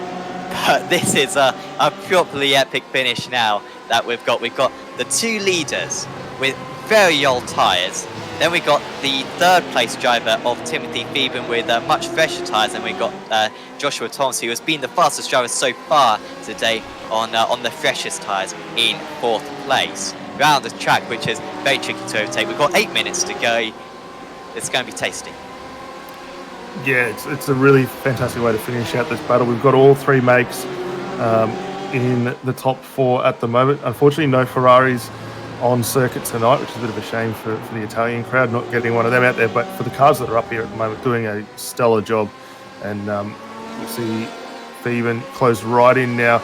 Davison still looking for a position to get through Rizzo, and just at the moment not being able to find something here. Rizzo, though, has really brought the Ford to life. We've been seeing it throughout the course of this championship, well down the order, and with the pace that Rizzo's had and the consistency that he's been able to do and save the tyres, he's really come into contention here, and it's going to be a stellar run for him to get this car home. It would be a mega race victory for Rizzo. We were saying how he wasn't doing enough in the early stages, that maybe he had the right strategy, but wasn't doing enough with it, wasn't going fast enough. Whether or not he was fast enough or not, he's still in the lead of this race. And now Davison, if anything, looking behind him rather than looking in front of him, just putting his car in the middle of the circuit, warding off any threat from Phoeben. Tom's now 2 seconds behind these guys. He's going to be lapping about half a second a lap faster than them, so he might be onto them on the last lap. But of course he will want to win this race. It will be very tricky for him to pass all of them unless they do start fighting and start losing each other time. Beeben needs to make this move very quickly. Here he goes into 5. Much better braking capability than Davison, but Davison was wise to it. And whilst second and third start battling, it's going to take the pressure off Ross Rizzo. This is exactly what Rizzo needs. No team affiliations, remember, in this battle. We've got 4 different teams up in the top 4 at the moment. So no teamwork whatsoever from these guys. It's all for themselves. Yeah, and it's going to be a tricky one to see for Feeben now. He's closed up on the back of this battle. The longer he sits behind Davison, the harder he's going to find himself getting a move done. We've already seen that with Davison. He got up to the back of Rizzo and has struggled to get a move done now for about the last 4 to 5 laps here. So one of the unfortunate things is these guys all start to bank up. Getting those opportunities is going to be a little bit harder because every driver is going to be aware to what they're doing. Josh Thomas also in the background really starting to close that gap down. 1.8 seconds off our race leader at the moment. And he's definitely on a hard charge to come back through the field. 8 tenths faster. 4 or 3/4 of a second faster for Joshua Thomas on that last tour. And he will be on them then by the end of this race. We've got 4 more laps to go, I believe, including this one. So he will be onto the back of them in a couple of laps' time. Maybe not on by the end of this lap, but maybe midway round the next tour. He will have 3 cars to overtake him. They'll become increasingly easier. Remember, Rizzo is the slowest out of these drivers. Davison's got equally as old tyres, but he does seem to have had a pace advantage in the last half an hour or so. Was lapping 3 tenths of a second faster before he caught him. Bieber much faster than these two, and Thomas pretty evenly matched to Bieber, maybe a couple of tenths faster again. So if you can get past one, the next one is probably going to be easier. Certainly if Bieber was in second place, I think he would be past Rizzo right now, but it's just the way that this race has turned out at the moment. 5th place is Michael Healy, 10 seconds behind these drivers, as Bieber, I think, was looking to have a move into 10, but the space on the inside of the track wasn't quite there. Davison closer than he's been on previous laps when he go for the move into 11. I think that's just an alternative line that he takes. And Thomas is onto the back of them at the end of this lap. We've got 5 minutes to go in this race. 1 minute 40 lap times. And so, 4 minutes to go in this race. And so it will be 3 more laps to go, I believe, including this one, as Beeben is right there now. Is there space on the inside circuit? It's a wide pit straight here. However, it's not wide enough for him to find the inside line. Round the outside he goes, though, into 1. It will be the inside for 2. Is there going to be contact? There is contact between the 2 of them, and spinning off is Danny Davison. He has driven absolutely fantastically all day long, and unfortunately that is not justice to the drive that he has put together. He drops down into 6th place. Hopefully he'll stay ahead of Delaney. He will stay ahead of Delaney, and the stewards may have to have a look at that one, although I imagine it will be post-race at this point in the event. As we see a quick replay of how it happened, it was a brave move round the outside from Timothy Beeben. He got the inside for 2, and maybe Davison should have left more space. Maybe there was some understeer. It is quite unsure. Here it was from Davison. Yeah, and it's a tough predicament for Davison to be in. He's gone down the inside and gone defensive. You lose sight of where Feeben is on the outside there, and as he's cut back across to the standard racing line, just been turned around as a result of that. So race control will definitely take a look into that one. But as we unfortunately lose one competitor out of this fantastic top 4, we're down to 3. A podium are going at it. Rizzo still doing a stellar job keeping the Trick Esports car up the front and in the sharp end at the moment. For Feeben, he's going to have to turn the attention forward and backwards. He's the meat and the sandwich at the moment with Josh Thomas closing back in. And are we likely to see a repeat of this incident that we saw between Davison and Feeben next time by? But here's a really solid opportunity for Josh Thomas down the front straight. It's wide from Feeben, just slightly jeopardised his run. 2 to go at Barcelona, and I don't think Feeben's going to get it done this time. Here he goes, though, down the inside. Proves me wrong. Rizzo was trying to stick it round the outside. Gets the inside for 2. Thomas trying to take advantage of this as well. But ahead goes Timothy Feeben. That was a long way back into turn 1. And Ross Rizzo's strong defence of turn 1. It was just a little bit too late for it. But back he comes. Down the inside goes Rizzo. Oh, that was not a move which was on whatsoever. Remember the age of his tyres. He's been on them for pretty much the entire event, has Ross. And I doubt he'll be able to fight back now. The big question is, can Thomas get past Rizzo and put some pressure on Timothy Theben? Or will Rizzo hold up the BMW and cause the car number 1 to take this race victory? However, Rizzo at the moment driving well, big slide there though, and that's going to put him under massive pressure from Thomas. Here comes Thomas, he's closing in, he's got to go for the lunge. If he's going to win this race, he has to do it right here. Oh, he had a look, but he didn't quite commit to it. And with just 1 lap and a couple of corners to go, this race coming towards Mach 1 Esports right now. Yeah, really the best opportunity for Theben at the moment to get a win in this race is the second and third positions really start to heat it up.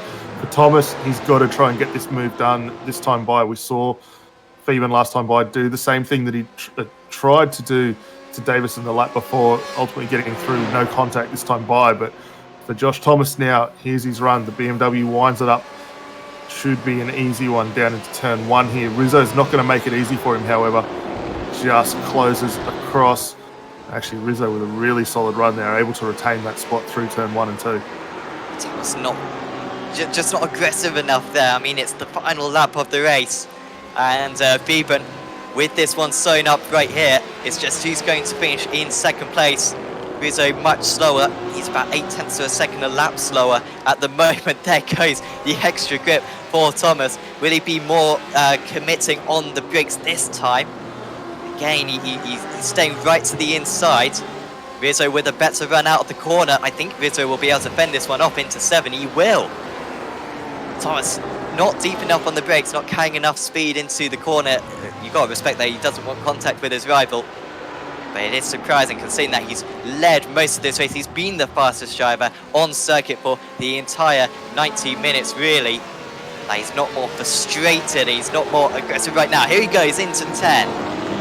Rizzo round the outside again. He will have the inside 411 as well. That'll be a long route round for the BMW to make it into this one. We're into the final sector of this lap. And still Rizzo hanging on for second place. Out to the lead though, it is Timothy Theben, who won the championship last season. He hasn't had a whole lot of success this season, but it does look like he is going to be able to take the final endurance meeting of the season. Timothy Theben, Mach 1 Esports, wins at Barcelona. Brilliant drive from Theben, the correct strategy and some fantastic pace as well. Gets him that race win. Rizzo holds off Thomas, who will be... maybe should have come into the pits. Thomas, he led for much of the race and just didn't quite have the pace to win out in the end. Healy finishes in a fantastic 4th place despite not having the best strategy. Davison in 5th. And of course Davison with those issues. Issue 4, Thomas on the last lap. What was happened to Trent Thomas in those closing stages? I don't even see him on the timings, but he's 13th, Trent Thomas. So has he come in for an extra pit stop right at the end of the race? I think he has. He pitted Trent Thomas with a couple of laps to go because he didn't have enough fuel to the end of the race, so Thomas should have finished in 5th place, but instead he drops down to 13th instead. Daniel, superb event. A bit of a normal Barcelona race in the fact that we didn't see a whole lot of overtaking out on circuit. Didn't see a whole lot of safety cars besides the one on the opening lap. But in terms of strategy, that was one of the best races I think we've had in Aussie Mixed and Fixed. So many different strategies.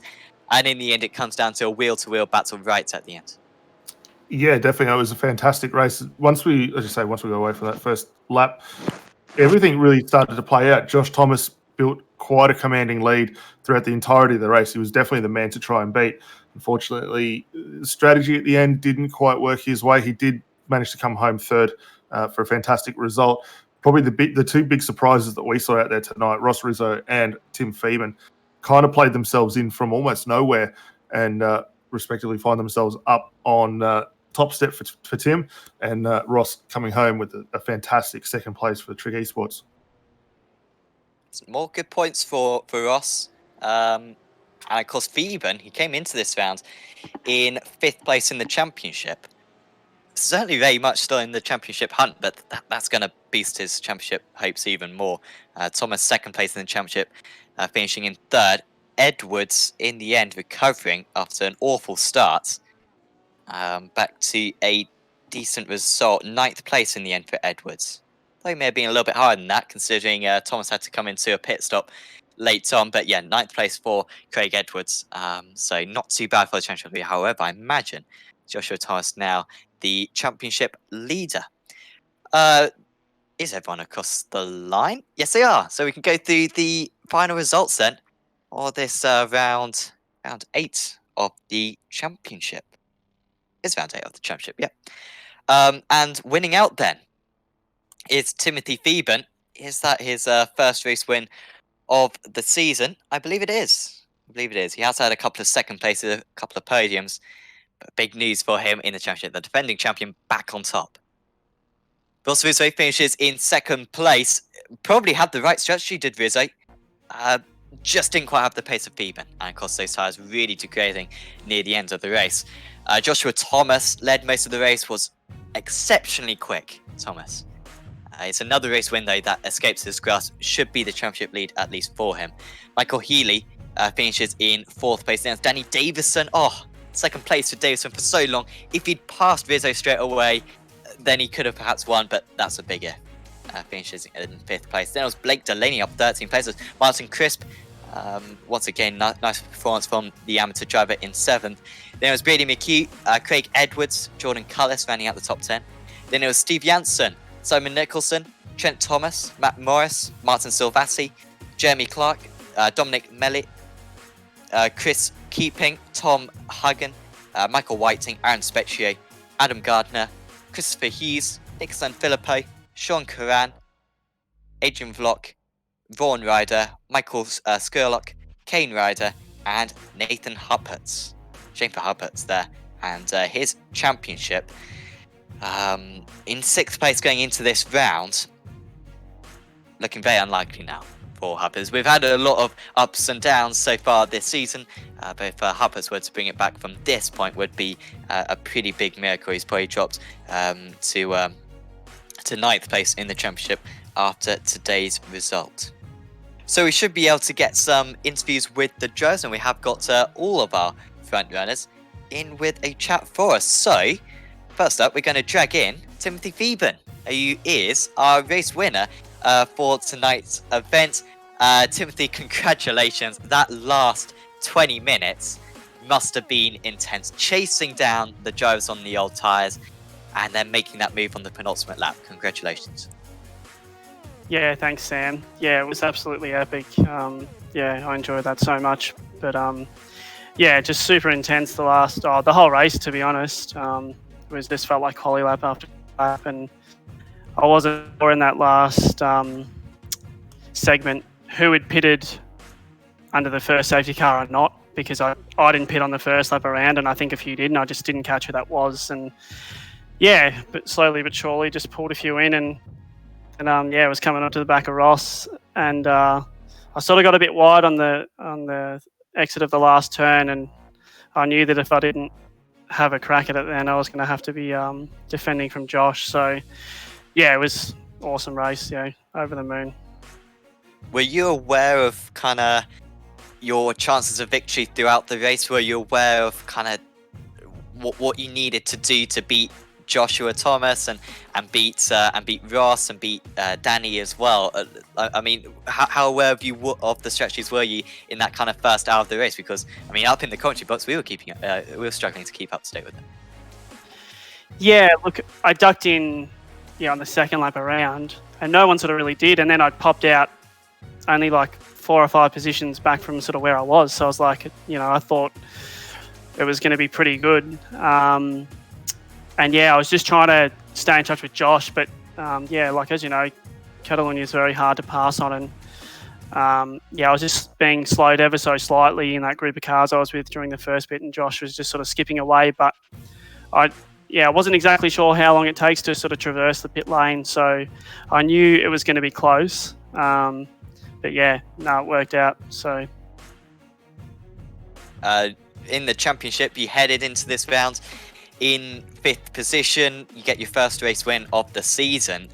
I mean, how do you rate your chances into the final few rounds of the championship? Because I think we've had like 7 different winners so far this season. It's been absolutely crazy. How do you rate your chances of taking your consecutive crowns?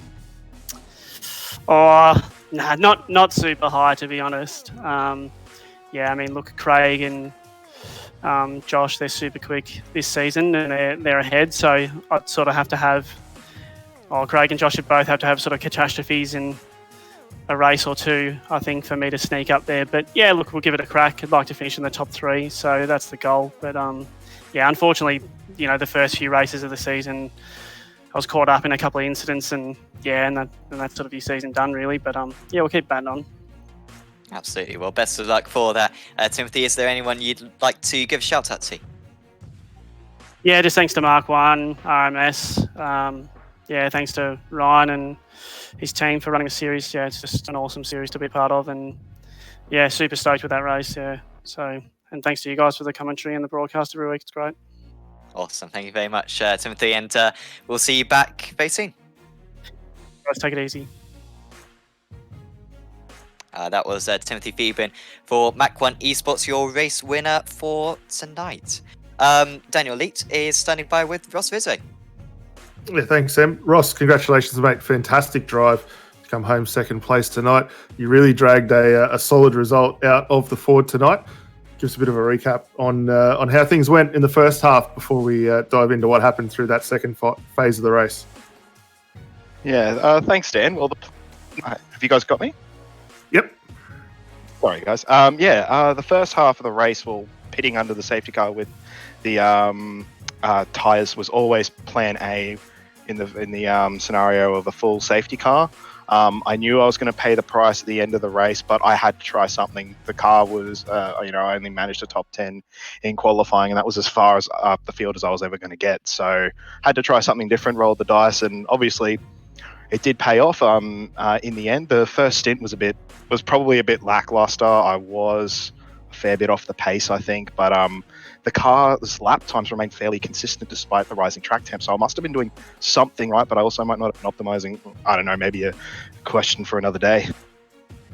Yeah, look, we've heard from a few guys in the Ford camp that it's been a little bit of a tricky car to extract the most out of. The tyres maybe at some points not the best throughout here, but for yourself, I mean, you played almost the ultimate tortoise in the hare game tonight, not quite being the quickest in qualifying, but come the conclusion of the race, you were right in there, and with a fantastic fight between yourself, Danny Davison, Tim Phoeben, and Josh Thomas for the last 5 laps. It was almost a game of who had what to get through, and you looked like you just had enough to position the Ford in the right spot to basically hold off Davison, but the guys certainly weren't giving you much room.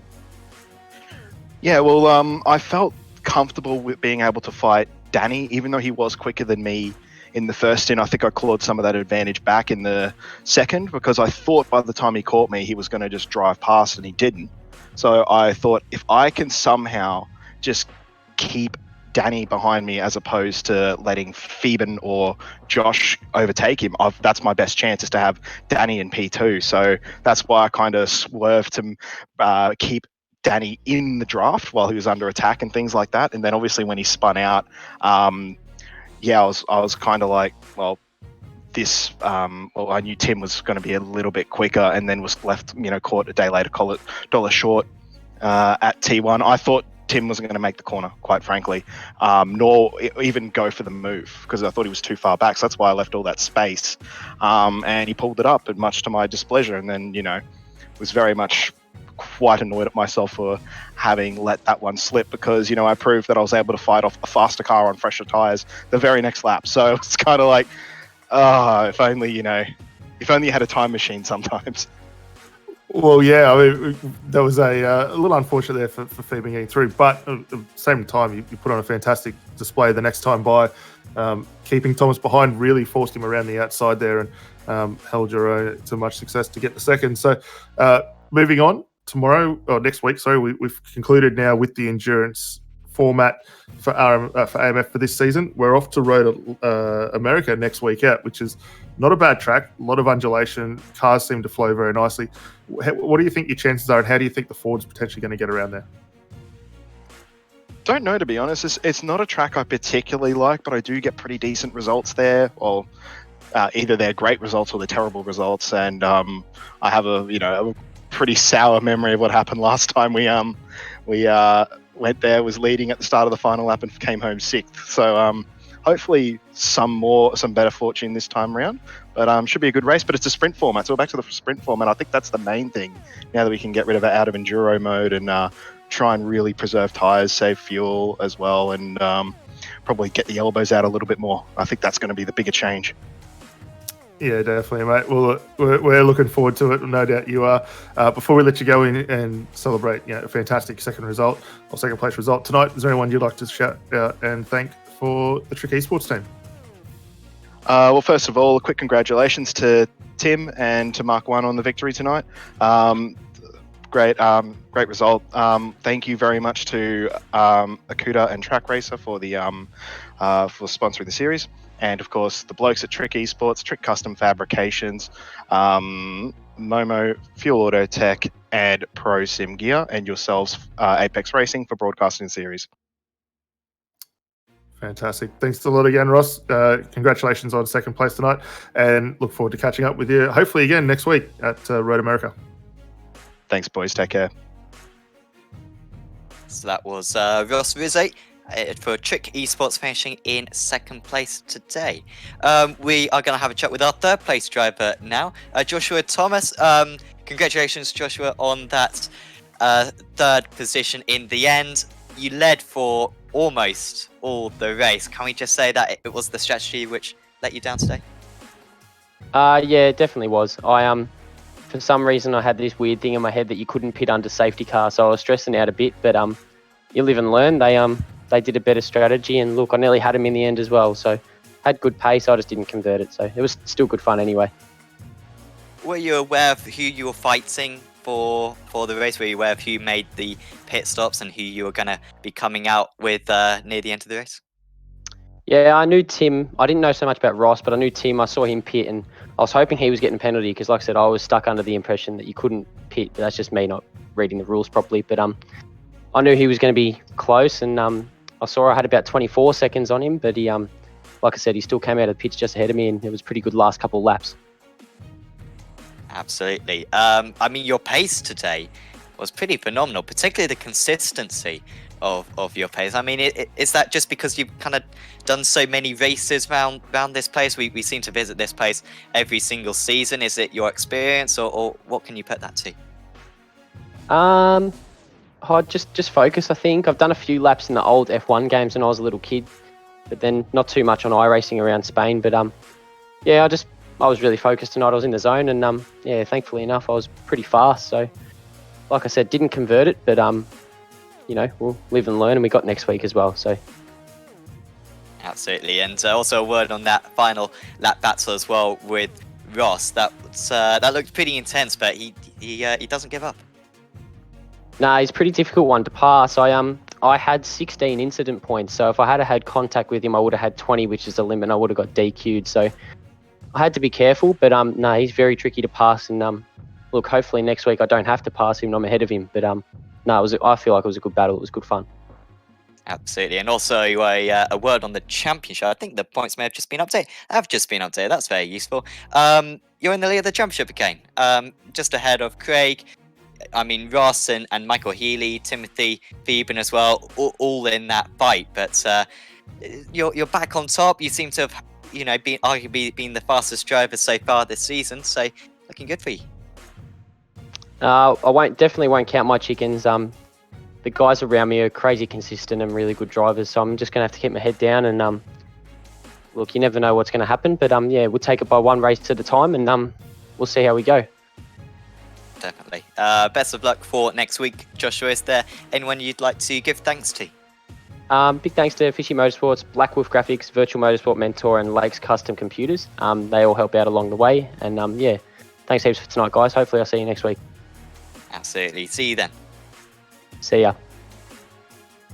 Joshua Thomas there for Fishy Motorsports, your third place finisher tonight. Once again, big thanks to Track Racer and Acuta for sponsoring this series, along with RMS as well. Do check out all of their products. And Daniel, next up, we return back to the 45 minutes. I can't look forward to returning back to the 45 minutes. These 90-minute races are good, but the 45 tend to be a little bit more kind of chaotic, a little bit more intense during them with the safety cars and the virtual safety cars we get. And it's a pretty good host for the next round of the championship, pretty good host for the next 2 rounds of the championship. Road America and Monza. 2 slipstream circuits. We've also got Spa as well at the end of the championship. So I think that's going to be some close racing along these final few rounds of the season to decide who's going to take this championship, which at the moment, among the top 5 at least, is looking incredibly close.